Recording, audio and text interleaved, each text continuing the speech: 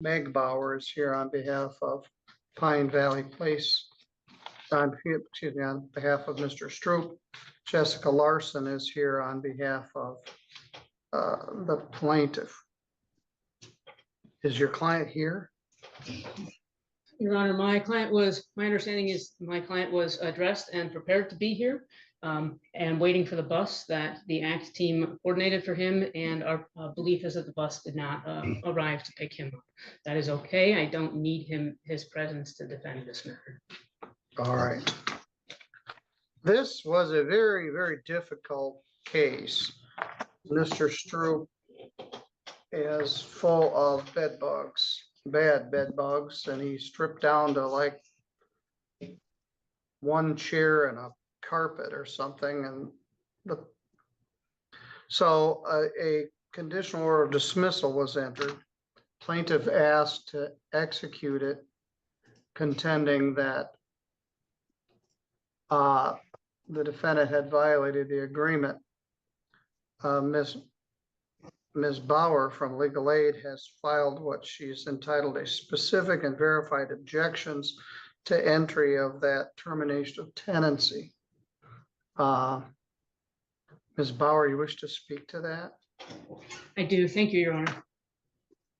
The parties, as you've outlined, the parties settled this matter almost 8 months ago. They settled this matter by conditional dismissal agreement. That agreement is a contract that should be interpreted under Michigan law as a contract. So the primary issue before you, Your Honor, is did Mr. Stroop violate that contract? If he did, then does the plaintiff come itself with clean hands, or has the plaintiff also violated the contract? And the answer to those questions is no, Kevin did not violate the contract. And no, the plaintiff doesn't come here with clean hands. No, the plaintiff did not do everything that it agreed to do under the contract. So the plaintiff has not established the conditions for reinstating the case. Right now, the case is dismissed. The defense is asking that the case stay dismissed because by the terms of the contract, Kevin agreed that he would prepare his unit as set forth in this order. This order that we entered had treatment instructions set forth for heat treatment.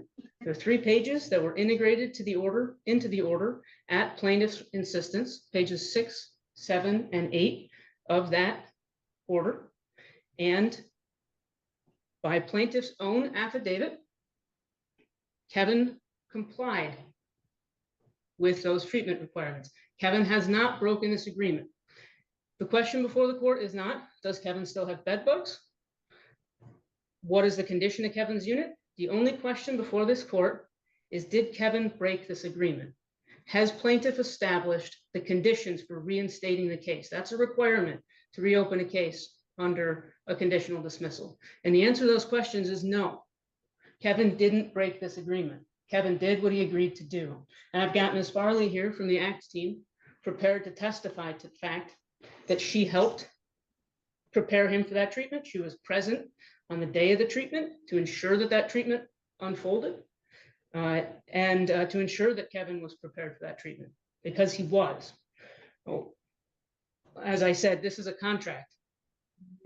It follows contract law. So it's not a question of equity. It's not a question of sympathy.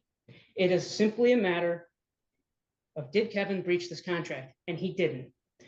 Plaintiff doesn't like the contract that it agreed to.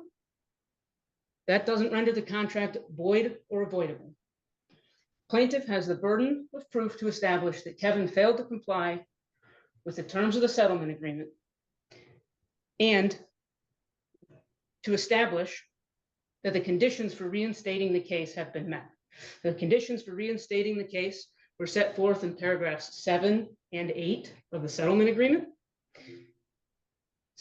Paragraph 7 of the settlement agreement reads in full, or in part, I'm sorry, defendant shall have the right to remain in possession unless he fails to prepare his unit as set forth in this order. The parties agree that if Mr. Stroop fails to prepare his unit as set forth in this order, the plaintiff may reinstate the case. By plaintiff's own, I'm going to say affidavit, but I don't actually know who wrote out the bullet point statements or the basis behind them. If Ms. Larson is testifying to those statements, then we're going to have an issue because the attorney of record can't be a witness of fact. But by their own admission, the heat treatment occurred as scheduled. On March 21st, Kevin's room unit was prepared for the heat treatment, and that heat treatment was undertaken. The paragraph 8 of the contract goes on to say that the parties agree that the plaintiff may not reinstate this case unless plaintiff's request for reinstatement demonstrates that plaintiff has fully complied with its commitments in this stipulated order. Now, those facts are a little bit more complicated. We don't actually need to look at that because Kevin prepared his unit as set forth in this order. At no point in time in any of the unsubstantiated or unverified affidavit allegations did they indicate that Kevin was not prepared under the terms of pages 6, 7, or 8 of the agreement. If there's an issue and if they want to evict Mr. Stroop, that is their prerogative, not in this case. They do not get to reopen a case that was settled by contract 8 months ago, or 1 day shy of 8 months ago, and have an immediate, unnoticed, non-due process eviction of him, and no opportunity for him to raise any defenses to the new allegations that they're bringing. One of the things that the plaintiff committed to doing in that settlement agreement was notifying Mr. Stroop's supportive care team through Pivotal Act. And even based on the dates set forth in this alleged affidavit or affidavit of alleged default, every date that they notified, that the plaintiff notified the ACT team of additional treatment, not the heat treatment, but additional treatment in Kevin's unit was prepared and treatment was administered. Only once they stopped notifying the ACT team did there arise any kind of issue with his unit. But again, those units, those treatments are independent and separate from the all-inclusive heat a thermal remediation package that was stipulated to in the settlement order. So the only question before the court is, has plaintiff established that Kevin defaulted on this agreement? And they cannot do that. Kevin did what he agreed to do, whether they like what they agreed to or not. Kevin did what he agreed to do, and therefore this case must remain dismissed. Thank you, Judge. All right. I'm looking for the actual document which triggers the request for termination, and I can't find it.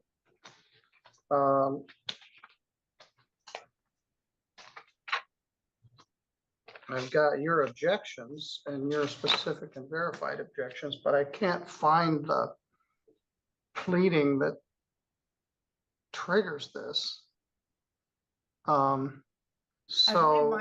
Larson, what's your position? Your Honor. Say that again. My office, we filed an affidavit requesting the reinstatement, Your Honor, and attached to that was an incredibly detailed summary of what has occurred, and I believe that, but I can't find it. Is there an email address that I can send that to, Your Honor? I have one copy of it here, Judge. It does have my notes on it. I am happy to share it with you.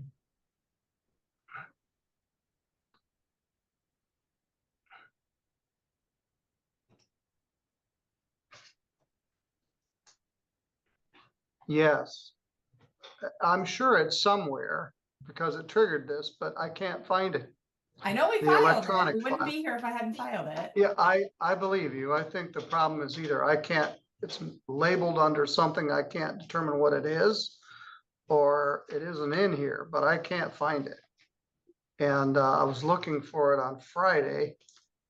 or on Thursday. Wasn't here Friday. Yes, would you please email it to 3bcivil@stjosephcountymi.gov. And Elaine, as soon as you get that, will you bring it to me? Could you say that one What more we're time, Your Honor? discussing here, 3bcivil@stjosephcountymi.gov. And Elaine, if it's in there somewhere, I can't find it. I don't know what it's labeled as. And I clicked on everything that was in there. But maybe it's just because I'm frazzled at the end of a long day. So what we're discussing is like a 9-hour trial. And it got put in here for 15 minutes or 45 minutes. And I've spent, I don't know, 20 hours on this case so far. We got to the conditional order of dismissal. Plaintiff moved to set that aside, and I'm sure you did. The fact that I can't find it, it's more reflection on me than you. But Mr. Stroop has been a problem tenant for a long time. He suffers from mental illness. He's under the supervision of the ACT team and has been for some time. They help him a lot. But he's got cleanliness issues, and I don't know that they ever did get the bed bugs out of that apartment.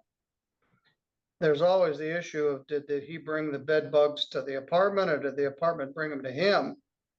But at this point, plaintiff is interested, and I would sure be in a better position if I had that pleading. So Elaine, as soon as you get it, will you bring it to me? I gotta click this, or I've emailed that over, Your Honor. All right, thank you, Elaine. Would you print that and bring it to me? All right, and what's your position? It's got 53 pages of attachments to it, Your Honor, that gives a detailed history of what's going on in this case. All right, February. well, obviously I should have that, and I don't. So that's on me. I should have really figured out on Thursday that I didn't have it. But go ahead. So our position, Your Honor, is that Mr. Stroop unfortunately defaulted in the obligations that he was set forth to do. That he did not properly have the unit in a state that could be eradicated from bugs. I do have available, she's not on Zoom, but she's on standby with just a quick text, a representative of Pronto Pest Management who can talk about the dozens of times that they have been in the unit since February, trying desperately to get this under control. They were not able to eradicate with the heat treatment that was performed. And they have been requesting of Mr. Stroop additional steps that he has to take, vacuuming the unit regularly, cleaning the clothing and other items, not only that are in the unit, but that he's wearing in a specific manner to avoid reintegrating and reinfesting of bed bugs that may be on his person or on backpacks or duffel bags or things that are. Well, and frankly, I'm glad he's not here, because we had issues here at the courthouse. We had to treat it after he would come here. And then there's an issue that their bed bugs are going into other units, and my client is now incurring costs to have the other units treated. And they have managed to eradicate in every other unit but Mr. Stroop's. And so I want to be incredibly sensitive because I understand the struggles that Mr. Stroop has. But this Where is not an this? issue that is going away, Your Honor. This has been an ongoing worsening issue over and over and over again. Pronto is in there regularly, and Mr. Stroop is not doing what he needs to do on his end in order to get this taken care of. All right, I also thank want you. to note, Your Honor, that counsel pointed out claim deficiencies in my pleading. I believe that the affidavit that we submitted meets the requirements, but in response, Your Honor, to our request to reinstate, It's stated right in the order, this is paragraph 11, that if defendant objects to entry of the order, his objections must be verified, i.e. notarized. And counsel is the one that signed that document, Your Honor. As Ms. Bauer just pointed out to the court, she cannot be a fact witness. She is the only one that has signed the objections, what she calls a verified statement. Counsel cannot verify those statements. And therefore, we feel that the objections on its face did not meet the terms of the agreement that was reached and of this order. So not only that, Your Honor, but the bed bug issue has it's risen to the level that the government officials are now involved. The compliance services are involved, and they have red tagged the apartment. So this is to the point, Your Honor, that, you know, if something's got to be done, Mr. Stroop this is not a cleanly environment for him to live in. In fact, it's been determined that he should not be living there at the moment, that he is not authorized to occupy that unit because it's been red tagged.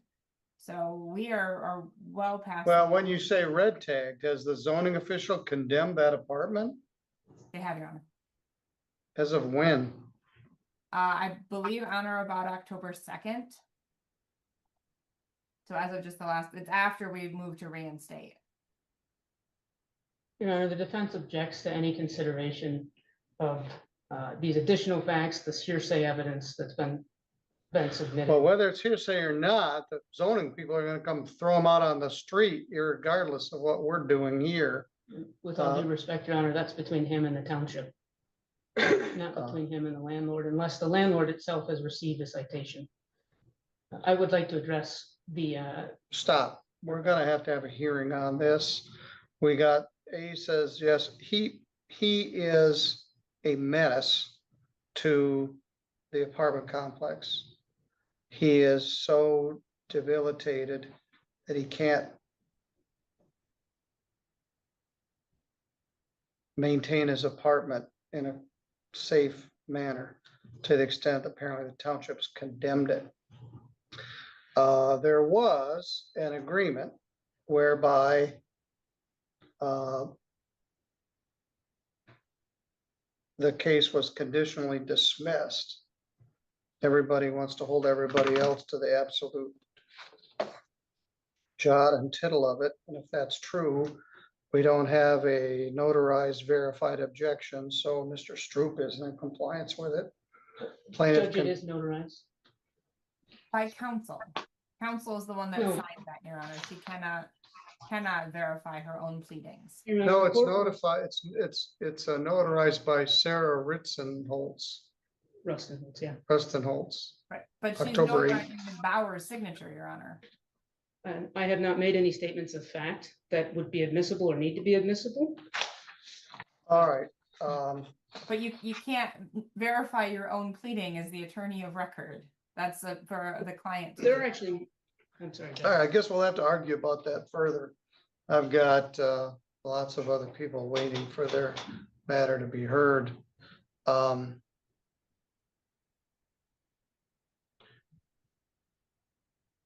Defendant contends plaintiff did not comply with the terms of the conditional dismissal. Ms. Larson, I wasn't crazy. Your pleadings were not in the file. The clerk couldn't find them either in electronic copy or paper copy. So I'm not sure where they went, but I didn't have them, so I wasn't crazy. They weren't there. But I did realize it on Thursday, and I was gone Friday, and then I didn't have time to deal with it this morning.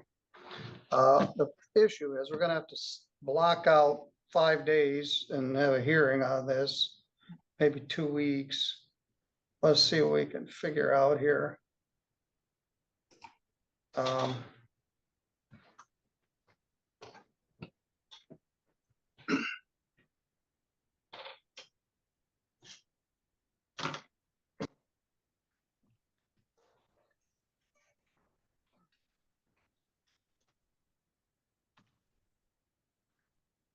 It's hard to find a large block of time.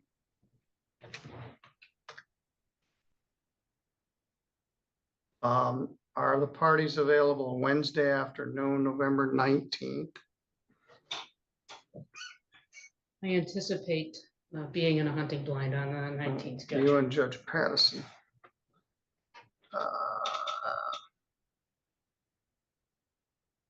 Guys, today's courtroom takes a wild turn. The judge opens with an eviction case that's anything but normal. Bed bugs, stripped furniture, and a tenant fighting to stay housed. It's strange, tense, and sets the tone for what's coming next. Boy.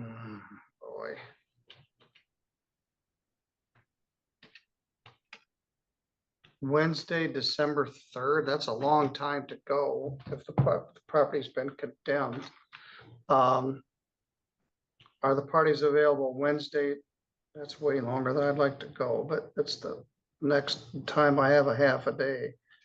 I have a Are you hearing that available? morning, Your Honor, but if I'd be able to be here in via Zoom, I could do the afternoon. The defense objects to any evidentiary testimony by Zoom. I, All right, then I'll set up for November 19th and somebody else can come in and represent the defendant. I'm not gonna continue this exponentially. It was set for today. We didn't have our ducks in a row, so we didn't have the pleadings. But it's complicated. It involves conflicting testimony, absolute nitpick adherence to the agreement. It might actually be simpler to start over again with a termination of tenancy rather than to enforce this conditional order of dismissal. But Indeed, Your Honor, that's the defense's position. I understand the defense's position will be anything that gets Mr. Stroop more time, Your Honor. yes, False. I understand that, you know, counsel could have done a professional courtesy by allowing me at least to appear via Zoom. I'm not sure why this case needs to be so contentious, Your Honor. That's certainly not from plaintiff's side what our I goal did not is. object to counsel appearing by Zoom. I objected to testimony by Zoom. yeah, that's a different thing. I mean, if we can stick with November 19th, Your Honor, and then frankly, I may It just have can't. a No 30-day one notice else to is quit. from legal aid is gonna want to touch this with a 10-foot pole. Ms. Bauer's got all the experience with it.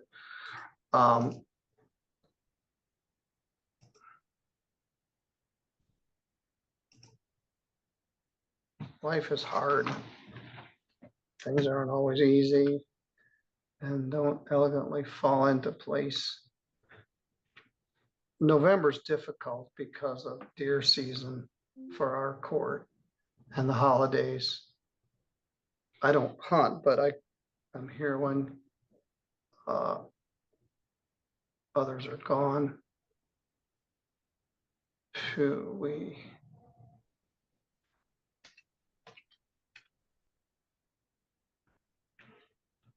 And I have used full days. We lose some days, so I've blocked the entire Fridays that are not first Friday of the month for landlord tenant. So all day the 12th, all day the 19th of December, all day the 5th, our landlord tenant slots are crammed.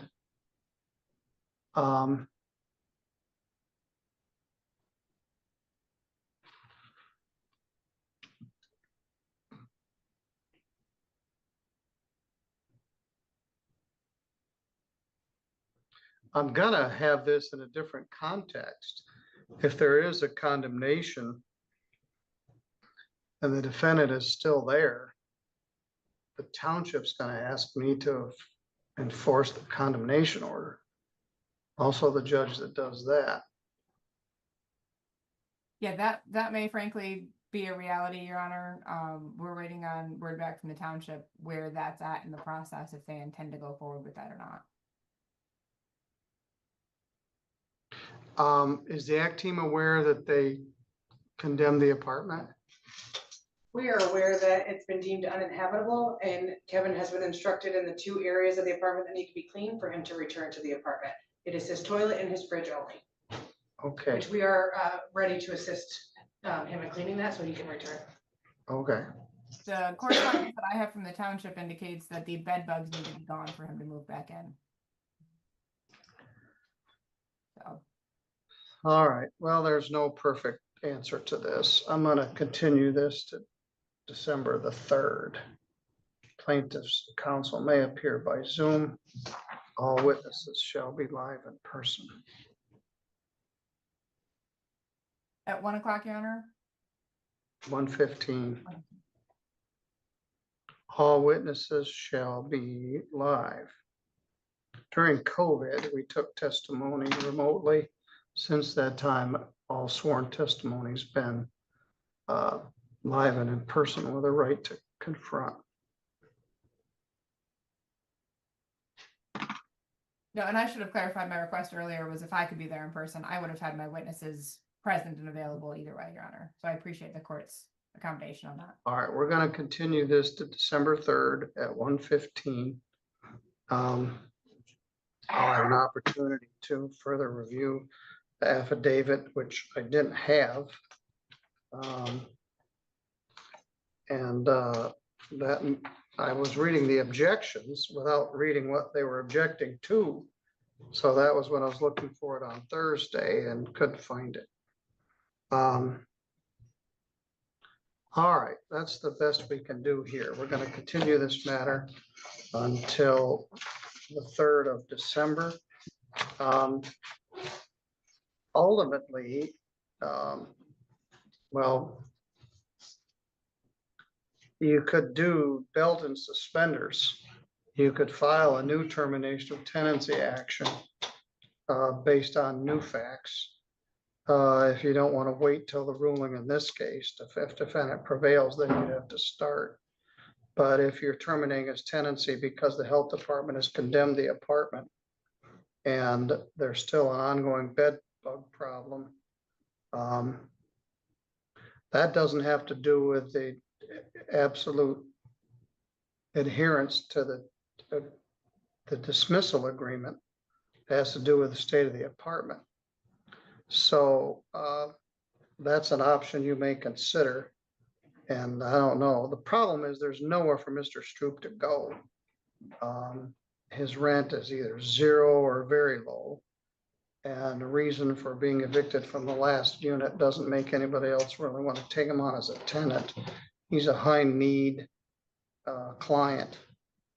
And so they're fighting hard to keep him in this placement. We'll have the fight joined on December 3rd at 1:15. Thank you. Thank you, Your Honor. Thank you, Attorney Larson. Thank you. The title of this case is Ish or Ash, depending on how you say it. Investments versus Jody Sparks. This is filed as a demand for non-payment of rent. What's the current alleged arrearage? Oh, she's knocked the balance down pretty substantially. As of October, it would have been $4,016. She's got it down to where it's just $994 plus. Through October? Yeah, through the end of October, but she got $176.32 worth of costs. Now, you know, there's gonna be another $950 coming up in November, but she's knocked out I'd say over $3,000 worth of back rent. Well, very good. The total is $1,170.32. Ms. Sparks, apparently you paid quite a bit toward the arrearage and you're to be commended for that. Do you agree that Thank through you. October, rent is $994? Yes, sir. All right, the law requires that I adjourn this matter at least 7 days. And you'll Yeah, get, I had talked to Matt when I paid the 2,000 and something, and he said he would work with me on getting the rest paid up. very good. And I plan on paying. My daughter is going to help me, and she's planning on paying 150 to 200 every 2 weeks until it's caught up for me. You wanna give her 2 weeks instead, Your Honor? That's fine. That will take us into November. If we go 2 weeks, let's take a look at that. Think That that's, will take us to November 3rd.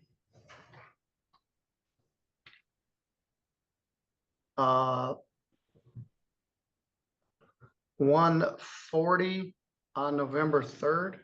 that'll work. That's fine.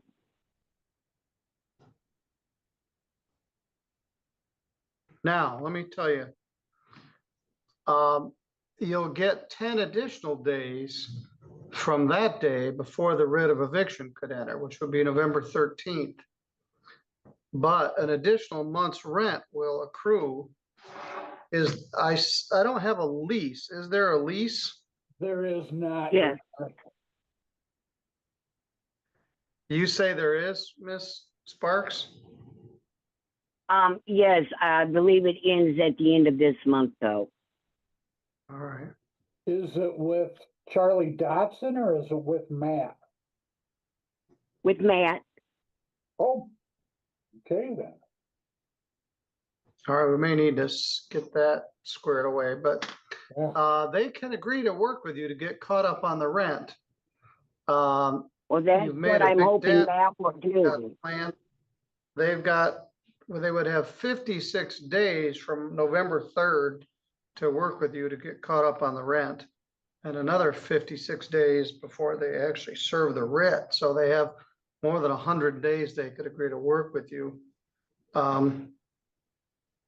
So Mr. Rognus has agreed to bump this out 2 weeks. We'll get another month's rent due after November 1st, but we'll deal with that. So do you have any questions? No, sir. All right, I'll see you in 2 weeks, November 3rd at 1:40.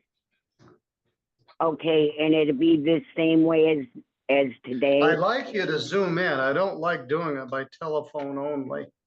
You're also welcome to come to the courthouse, but yes, it'll be the same way as this. Okay. All right, I'll see you in 2 weeks. All right. Thank you. Thank you. This is non-payment of rent case, lot only. We were here last. We determined the lot rent was 1559.74 through October. The court was 742. Defendant is gonna try to get caught up in circumstance. Ms. Swinehart, what's your position?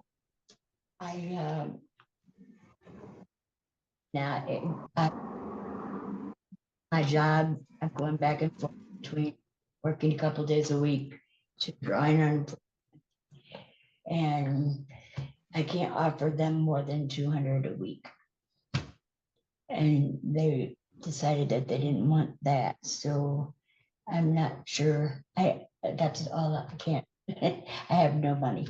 All right, but So, you own the trailer. yeah. All right, well, they're buying a pig and a poke here.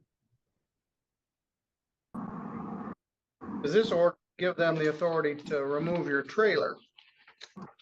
And I said, I'm not even clear. Some courts don't allow this. I don't have a judgment here. I wish I did. Ms. Mattson, what's your position here?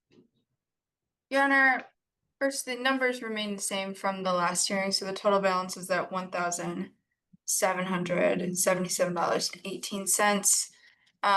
And Your Honor, it is our position that the law does allow for judgments of tenant-owned homes. First of all, if it were to be a just cause, they would have to continuously pay the rent in order to be able to remain. I understand. Oh. I'm one of the courts that allows it, and I've Okay. seen briefs both. I've seen your brief. Some judges, one county in particular, Livingston, doesn't Yeah. allow these. You have to file a just cause or none But what the relief you get is you get the right to remove her trailer from your lot, which is maybe practically impossible. How long's this trailer been there? Your Honor, I'm not sure. I do believe my client is on. Ms. Swinehart, how long's the trailer been there? Over 10 years.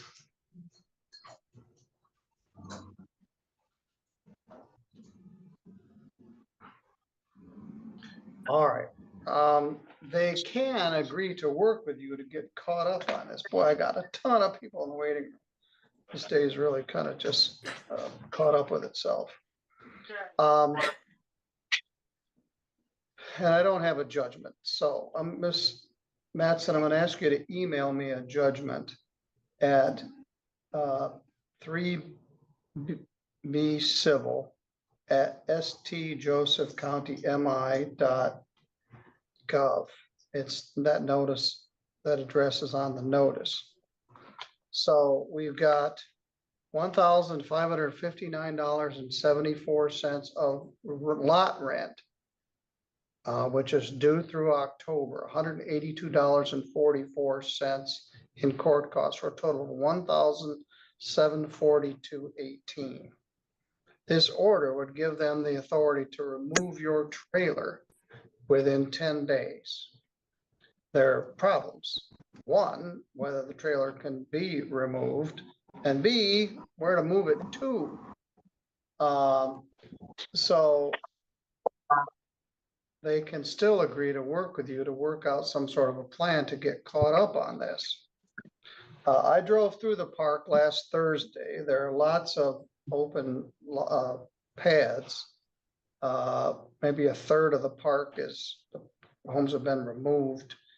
And I don't know if they're going to try to re-site some or what they're going to do. But they've got a core of people like you that have been there for years and years, like it there, like to stay there. They're under new management. They've got a different worldview than perhaps the previous managers did. And this is happening all over St. Joe County, all over Michigan, and all over the country. Large companies are buying small, locally owned mobile home parks, and they're turned over to management companies, and they have a different view of things. At least yours is hooked up to city water and sewer. I got some others that have got water and sewer problems. And then this whole issue, no one's ever challenged it. It has been in some, I haven't had a lawsuit that says, hey, you can't do this. You can't file a demand for non-payment of rent in a mobile home lot only.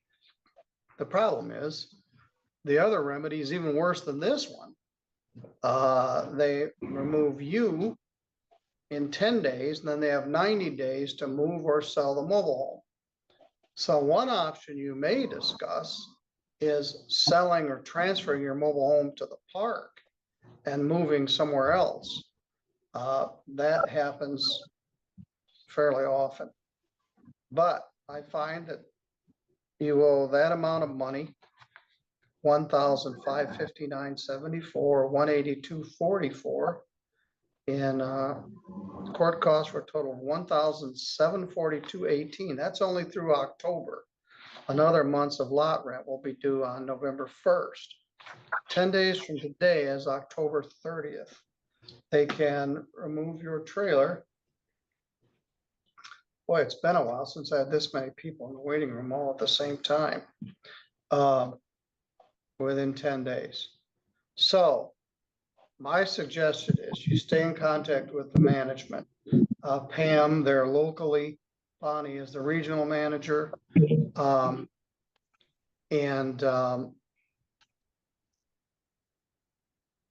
Discuss what your options are. They can agree to some sort of a repayment agreement.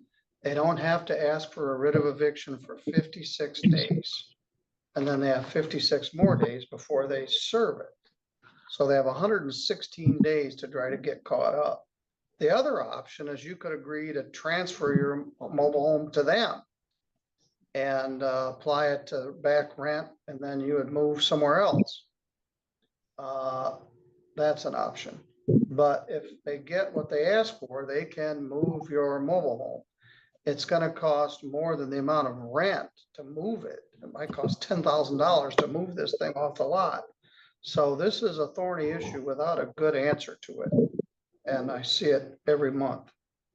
Ms. Mattson, you have anything to add? No, Your Honor, would that just be a judgment by hearing? Our office will prepare that and submit it. Yes, it'll be that amount. The date, 10 days from today is October 30th. The appeal date is October 30th. And it would give the authority to remove the mobile home from the lot. Thank you, Your Honor. I can place that in the further orders as well. All right, thank you. Thank All you. right. Do you have any questions, Ms. Swinehart? So I have 10 days to move out. Well, At this stage, the case feels more like a showdown. Arguments about rules, notarization, and fairness flood the courtroom as the judge tries to regain control. You can hear the exhaustion, the emotion, and the quiet truth. No one's really winning here. theoretically, you don't have to do anything. You can leave all your stuff in the trailer. They have 10 days. After 10 days, they can move your trailer. And a just cause termination, you would have 10 days to move out and they would have 90 days to move or sell the mobile home. That's more understandable. This is kind of a gray area where they're asking to terminate the tenancy of the trailer. So if you do move out in 10 days, you turn the trailer over to them, that would satisfy this. All right, you're good to go. Thank you. Three Rivers Village versus Kimberly Pfeiffer and any other occupants. Last time we were here, Danielle Paliga was here from Payless Law. This time we have Casey Mattson.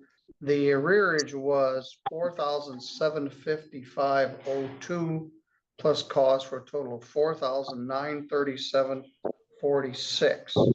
The defendant had made no provision to move and was not really prepared. Plaintiff did file an amended complaint adding water and sewer and late charges. Total rent $4,755.02 plus the cost. Ms. Mattson, what's the status here? Your Honor, this is actually a rented home. This home is not owned by defendants. Yes. And Yeah, this is lot and trailer. And it was hard because the original judgment or the original pleadings only had the lot rent in it of $378 per month. So that was part of what the amended complaint was about. All right, go ahead. Your Honor, since the amended summons and complaint was filed with the court, there has been an additional late fee that has applied as well. So the total is $4,790. All right, break it down for me. Your Honor, since the amended summons was filing, summons and complaint was filed, which was $4,750. Well, how much is rent? Your Honor, monthly rent the lot rent is $378. No, how much is the total rent arrearage right now? The total rent arrearage is $4,790.02. That's not accurate. Some of that is water and sewer and late. So how much is rent? How much is water and sewer and how much is late? Your Honor, the rent charge would be past due and owing from August, September, and October. So that would be the $1,373.64.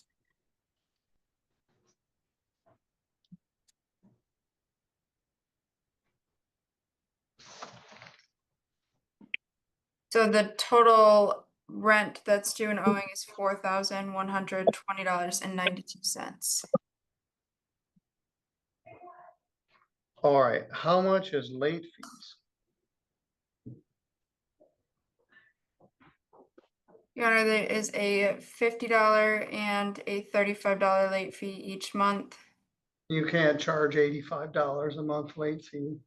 I don't know what other judges allow, but you can't do a late fee on the lot and on the trailer. We'll allow 40. How many months of late?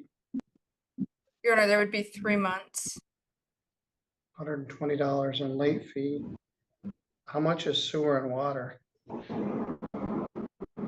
Your Honor, the sewer is, it varies based on usage each month.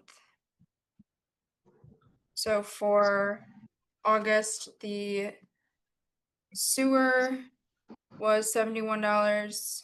The water was $47.22. This is very cumbersome. I've got 30 people in the waiting room and I don't know what other judges do, but I ask these questions every time. It's fair to the tenant to know how much is rent, how much is late fee, how much is sewer and water. When we have to calculate it month by month, it takes a long time to do it. It makes everybody else wait. So Your Honor, let's, if we could pass this let's- matter and I can get those numbers. all right, well, Okay. let's just keep plowing away. But next time you come, I'm going to ask you these straightforward questions. And I'm not, like I said, they do it differently in different places, but these are pretty fundamental questions. So the total amount of sewer and water, August, September is what? Your Honor, I would need to calculate this out. All right, I am going to pass you. Thank you. Everybody just wait a minute while we work on Three Rivers Village. We'll skip ahead to Pine Valley Place. What's the status here, Mr. Weiner? I have, unless, Chris, have you heard from these tenants in this No, last week? No, I have not. Okay, so Your Honor, at this point, when we were here last week, we had filed a complaint. We asked for additional rent and fees. The total of the amount that had been due in rent, as well as the additional rent and fees for September and October, were $5,125. And then there were costs of attorney fees of $75, service fees of $51.20, and a filing fee of $130. If I add $256.20 to the $5,125 that were due, these tenants owed a total of $5,381.20. Yes, that's what we came up with last week. Mr. Applegate, Ms. Gardner, what's your position? We've reached out to several places, including Neighborhoods Inc., and we've been working with them a little bit. We're waiting on the I don't remember the abbreviation for it, but we're waiting on some of the paperwork to come back currently. But I've been talking to them and trying to get as much help as I can that way, as well as reaching out through some VA help. All right, you also are eligible for VA. Are you eligible for VA benefits? I am receiving paperwork in the mail today to be notified if I am. Oh, that could be very helpful. All right, I'm going to issue this judgment.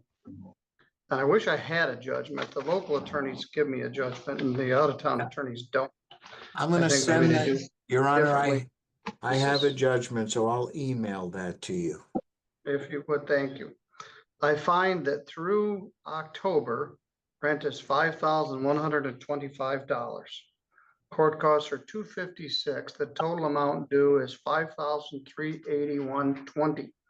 That's due by October 30th, which would still be in the same rental period. Now, you have to pay the entire amount. Partial payment will not prevent the writ of eviction. they can agree to work with you. Ms. Corpening knows this well. During COVID, when we were getting all kinds of emergency financial assistance, sometimes they had to wait for their money, but eventually they got it. At one point, they had the right to decline to participate in the program. Now, I think they're compelled to. If there is a funding source, they're required to accept it, and certainly some money is better than none. Also, to emphasize, on October 1st, another month's rent is going to be due. So when you get this judgment, I want you to share it with your neighborhood Inc. and the VA and others, and they'll say the actual numbers. I used to put in the next month's rent. I would put in November's rent in this, so the funding sources would see that. Some courts did that, and some courts didn't. That was appealed by legal aid, and Judge Stutzman ruled I couldn't do that anymore. So November's rent is not included, but be sure and let them know that another month's rent is going to be due on November 1st. All right, let me repeat. You owe $5,381.20 by October 30th, or you're subject to being evicted. Partial payment will not prevent the writ of eviction. You have to pay the entire amount. Do you have any questions? I do.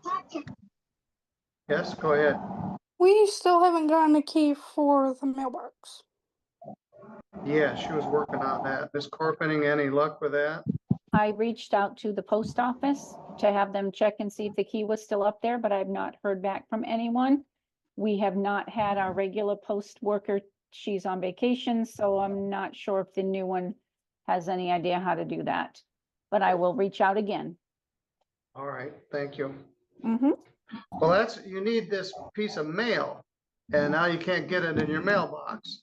I would recommend you come up here to the courthouse and get a copy of this order so you can share it with your funding people, okay? Yes, sir. Come right to the district court and ask for landlord tenant, and they'll give you a copy of it. Okay.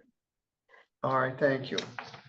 Last month, we determined that through October, what was $3,845, $256.20 in cost, for a total of $4,101.20. You've been working with Neighborhoods Inc. and they thought they were going to give you some assistance. So what's our status, Mr. Weiner? The amount that you recited is accurate. Chris, have you heard anything from Ms. Blizzard since last week? No, I have not. So there's no change of status from our end, Your Honor. All right, Ms. Blizzard, I'm going to do the same thing as I did in the last case. I don't have a judgment in front of me, so let me quote it from memory here. Rent through October is $3,845.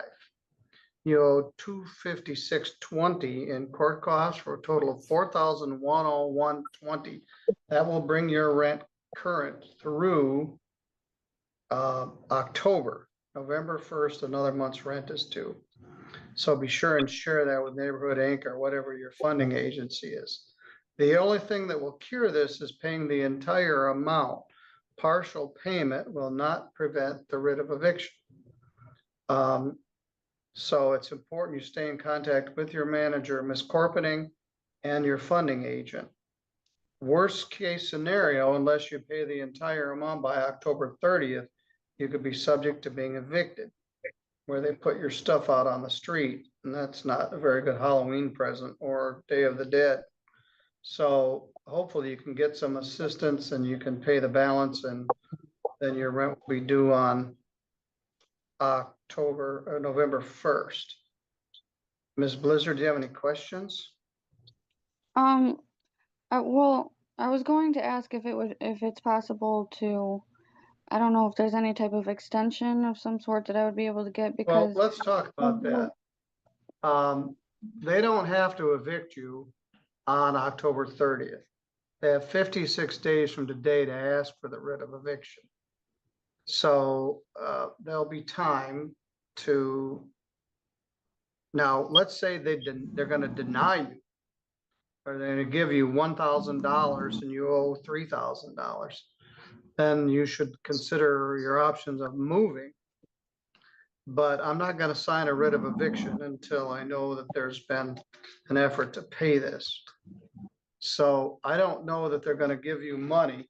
They were out of money at the end of September. A new fiscal year started October 1st.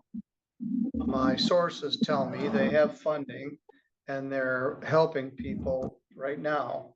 So I'm hopeful you'll get some money, but they don't always pay the entire amount. So stay in contact with your manager and stay in contact with the funding agent. As soon as you get this judgment, do you have mail problems too? Not that I'm aware of. All right, you get your mail? Yeah. All right, then you'll get this in the mail next, except the mail's pretty slow. If you want a copy of it sooner, come to the court or call the court and ask them to email a copy to you. Okay. The last time that I talked to Neighborhoods Inc., they said that they have not been able to contact Memory Lane's management and that they have paperwork that they're waiting on. Well, she's there all day, every day. So have you heard Yeah. from Neighborhoods Inc.? Are you asking me, Your Honor? All right. Well, they need to try to get on the same page. She knows how to do this. She's done it many times. And it's in their interest to try to get this paid. I've also contacted Community Action and they have agreed that they can also help me. And I just submitted all of the verifications and everything that they needed 2 days ago. So I'm hoping if Neighborhoods Inc. doesn't end up contacting Chris, then maybe Well, Community Action will.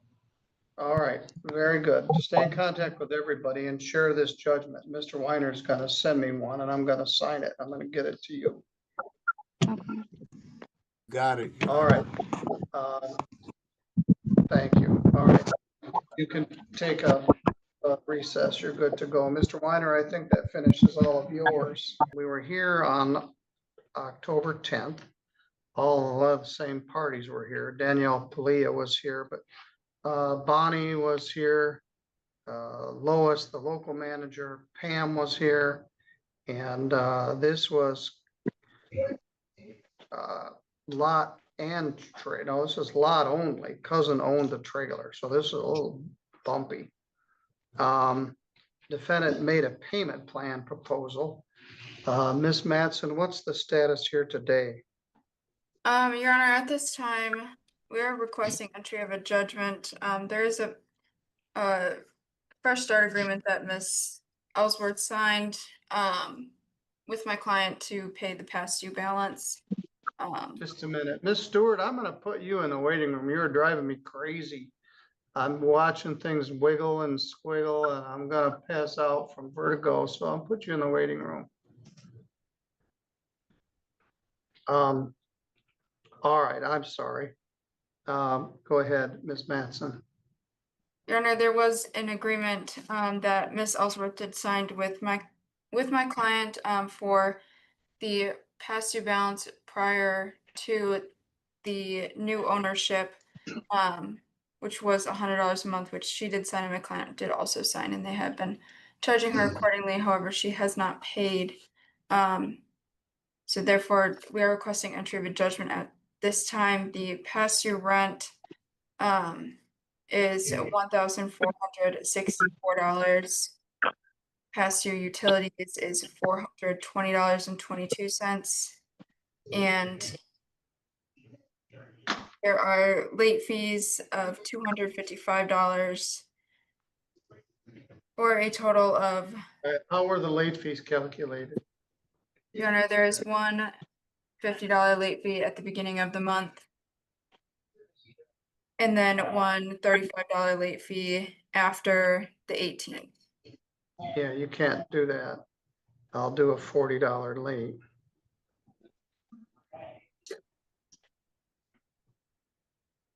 For the record, we would just object to that as there was a lease signed reflecting those late fees. Yes, people have a lease where they charge $10 a day late fees or $350 late fee. Just because it's in the lease doesn't mean it's allowable under the current status of the law. In fact, the whole idea of late fees is still somewhat unclear, but I'll allow that. So let's do the numbers. 1464 plus 420.22 plus 40 equals 1,924.22. Now, did she make some payments? Because it's actually lower than it was before.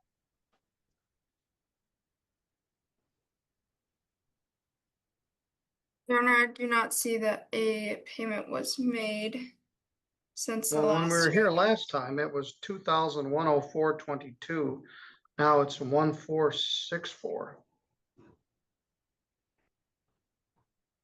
Your Honor, that is the rent, not including the utilities. I believe Okay, I the guess I reduced some from the late fee, I think is where that difference is. All right, Miss Ellsworth, what's your position? Your Honor, I actually have $2,000 that I can actually pay towards it. Very good.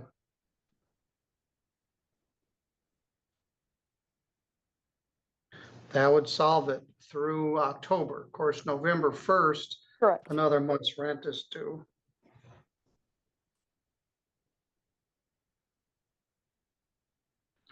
All right. Miss Matson, if you'd send me a judgment in that amount, we had kind of a rough go today. Maybe next time it'll be easier. They threw you in the pool and said swim, and here you are with me. So Yes, we're Your doing the Honor. best we can. I will. Rent Be sure. 1464, utilities 420.22 and a $40 late fee, 1924.22 due to October 30th. Your Partial Honor, that- payment. Yes, Your Honor, would that be $40 late fee per month? yes. How many months was there? There's 3 months, Your Honor. Yeah, so it would be 120. So the total for that, all three, is $1,004.22 plus the court cost of $182.44. You broke up a little bit. Let me try this again. 1464 plus 420.22 plus 120 in late fees is $2,004.22. Yes, Your Honor. And then the court cost of $182.44. Yes.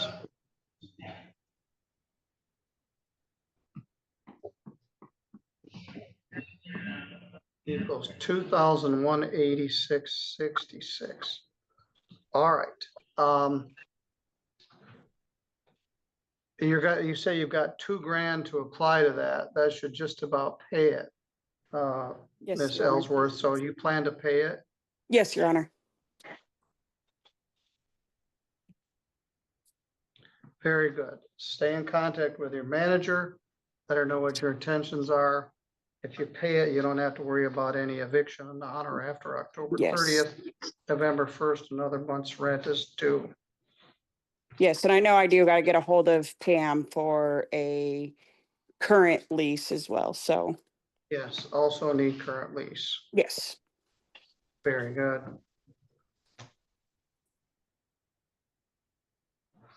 All right, Miss Pfeiffer has rejoined us. Miss Pfeiffer, are you there? She was momentarily. Each one of these took a half an hour when they block out 5 minutes. And we're just getting farther behind. Miss Pfeiffer, would you join us, please? Your Honor, am I excused? No, one of the clients came late, so we're waiting for you. Miss Ellsworth, you're good to go. Thank you.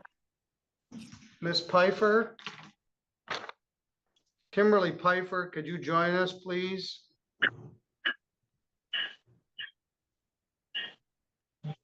All right, you're all good to go. Thank you, All Your right, Honor. thanks. All right, the complaint alleges that on or about June 19th, that you stole some mascara that belonged to Daily Brokema, the value of which was worth less than $200. That sounds like quite a heinous crime. I don't know what mascara goes for these days.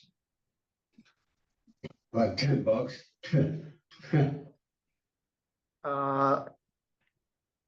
$30. Apparently it's on video.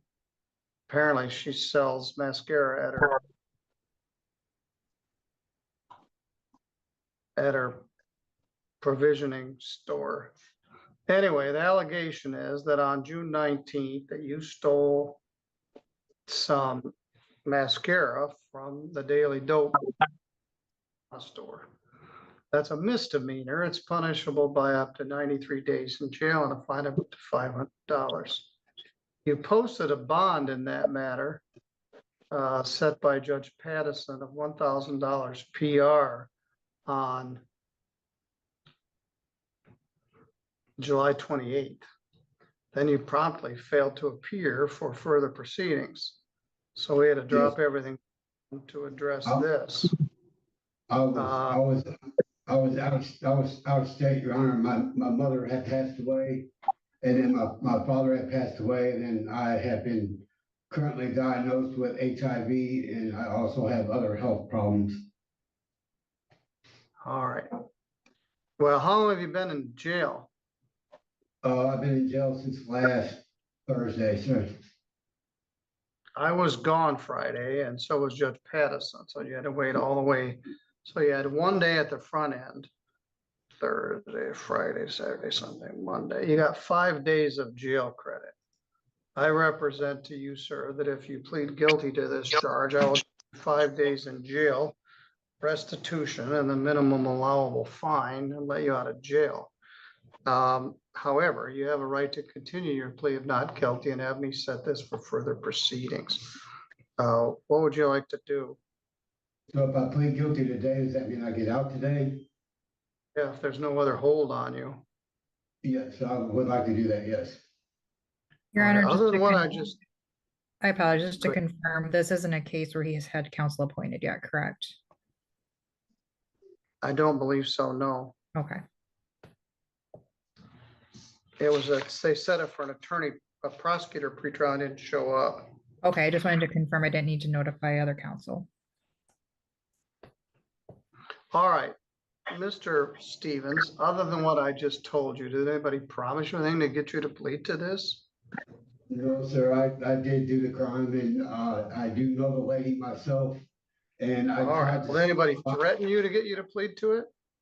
No, Your Do you understand that if you do plead to this charge, we're giving up your right to have a trial in front of a judge or a jury? There will be no trial. Do you understand that? Yes, Your Honor. If you had a trial, you'd have the right to be represented by an attorney. Ms. Harden is here to look after your rights, but she's not actually representing you. You could ask for full appointment, and I would do that. You could also waive it and simply enter a plea of guilty based on what we discussed here. If you had a trial, you'd have a right to have any of the witnesses for or against you subpoenaed to come to court so they could be questioned under oath. You would have the right to take the witness stand and testify on your own behalf, but you don't have to, because you have a right not to testify. And if you did not wish to testify, the judge or jury could not hold your silence against you. And you have the right to be presumed innocent unless the state was able to prove your guilt beyond a reasonable doubt. You understand? Yes, Your Honor.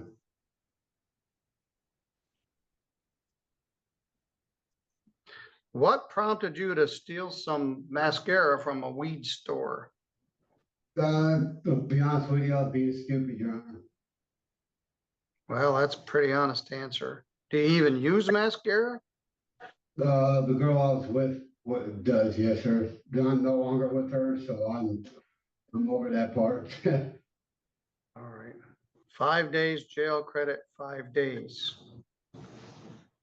You know, $125 in fines and $30 restitution to Daily Rokema. She owns Daily Lash and Spa as well as Daily Dope, maybe some other enterprises. Total is $155. Yes, sir. I'm gonna give it to Ed. I'm gonna make that due by November 30th. I'm not gonna leave you in jail because I want to get the restitution. I've got Venture Boulevard, Unit 4 here in Centerville. Are you still there? No, sir, I'm currently staying at, Bent Waters Apartments in Three Rivers. Do you have a ride home? Yes, sir, I can call somebody as soon as I leave here, yes, sir. All right, if you don't, come here to the courthouse. I'll give you a bus pass and we'll get you back to Three Rivers. Stay out of the Daily Dope. You're barred from. Yes, sir. For 1 year. Yes, You sir. owe $155, $30 to the merchant and $125 cost to the state. Yes, sir. All right, what's your unit number at Bentwaters? It's Unit 14. What's the street address? Heather Lane. What? Heather Lane.